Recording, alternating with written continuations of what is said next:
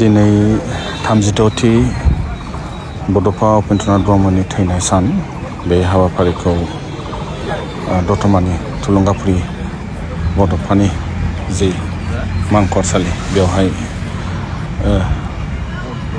खुंनाय जादों आरो बेवहायनो बिटिसिनि बारग' गाहाय खुंगिरि मानगोनां प्रमद बर'आ बड'फा उपेन्द्रनाथ ब्रह्मनो फोरबोआव फैदों।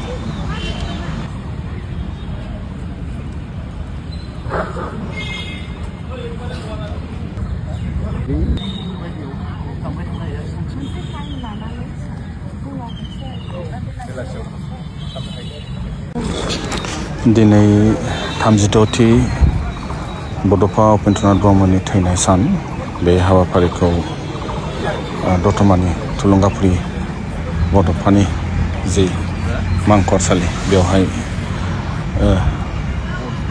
खुंनाय जादों आरो बेवहायनो बिटिसिनि बारग' गाहाय खुंगिरि मानगोनां प्रमद बर'आ बड'फा उपेन्द्रनाथ ब्रह्मनो फोरबोआव फैदों।